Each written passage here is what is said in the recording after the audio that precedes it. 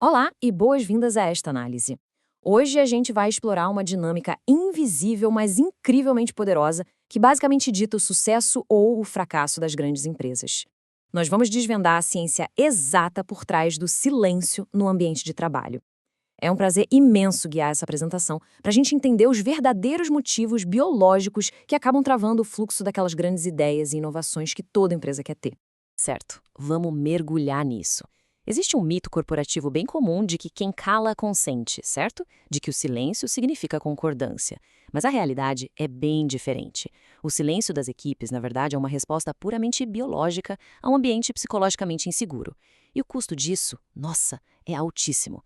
Esse silêncio simplesmente sufoca o crescimento da empresa, bloqueia qualquer chance de inovação e, o pior de tudo, permite que erros fatais passem totalmente despercebidos pela liderança.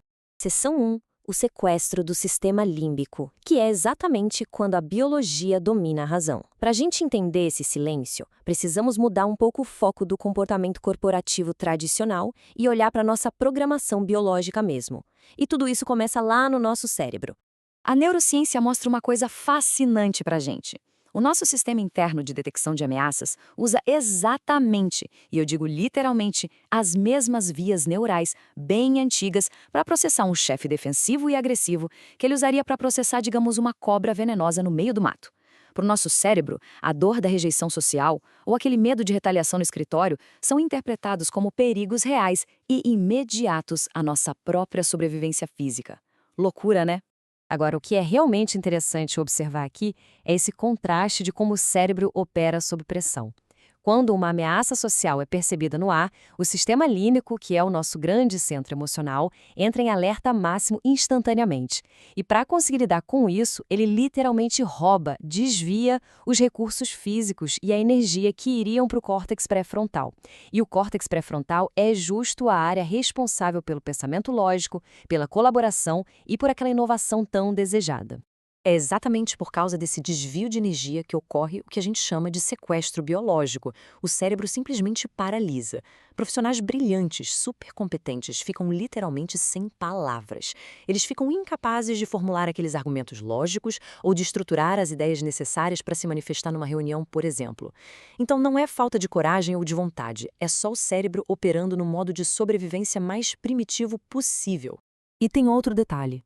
O simples ato de falar ou de desafiar alguma decisão eleva drasticamente os níveis de ameaça, tanto para quem está falando quanto para quem está ouvindo. Esse tipo de questionamento afeta diretamente a nossa sensação de status, a nossa autonomia e a nossa certeza. O resultado? Isso gera uma atitude defensiva, mútua, de ambos os lados, que acaba destruindo qualquer chance de comunicação clara.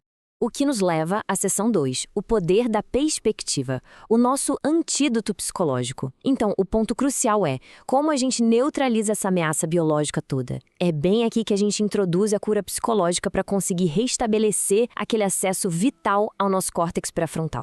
A gente chama isso de tomada de perspectiva, ou mentalização. É uma habilidade cognitiva que ajuda demais a estabelecer um terreno comum entre as pessoas. Quando a gente consegue separar as nossas emoções mais intensas da verdadeira intenção da outra pessoa, o cérebro dá uma respirada.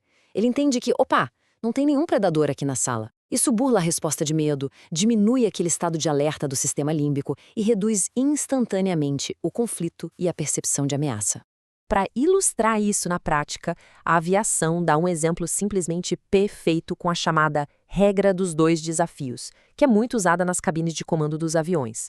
É uma técnica incrível, onde a gente combina uma observação ou uma preocupação com uma pergunta sincera, convidando a outra pessoa a participar da resolução.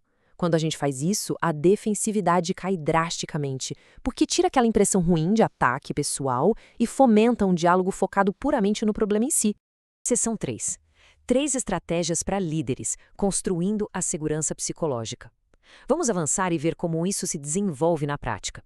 É aqui que entra o kit de ferramentas altamente acionáveis, porque a liderança tem um papel absolutamente fundamental na hora de modular essa resposta biológica das equipes.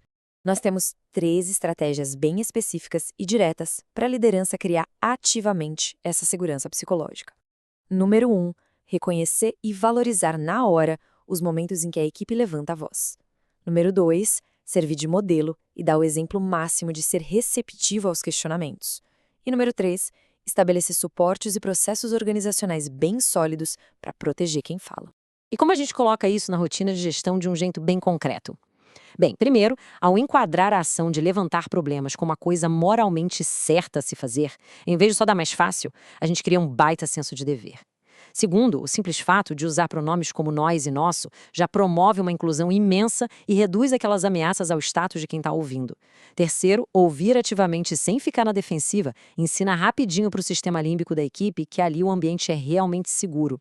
E por fim, ter um processo totalmente neutro de revisão, como uma ouvidoria bem estruturada, garante que a nossa biologia não impeça nunca o fluxo das informações críticas do dia a dia. O que nos deixa com essa grande provocação final para refletir? A forma como o ambiente corporativo é gerido, no fim das contas, afeta literalmente as nossas conexões neurais e o desempenho coletivo. Compreender a biologia por trás do silêncio é o primeiríssimo passo para transformar equipes que hoje estão travadas pelo medo em verdadeiras potências da inovação. Será que a cultura de liderança atual está engatilhando o modo de sobrevivência? Ou será que ela está biologicamente empoderando as mentes para o crescimento? Fica essa pergunta fundamental para a gente levar para frente e aplicar. Muito obrigado por acompanhar essa análise.